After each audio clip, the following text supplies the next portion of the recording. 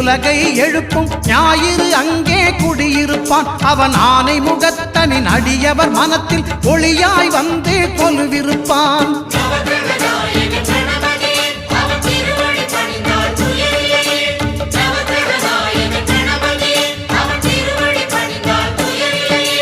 ஒன்பது கோளும் ஒன்றாய் காண அங்கு கற்பகம் என்னும் கடவுளின் மெய்யில்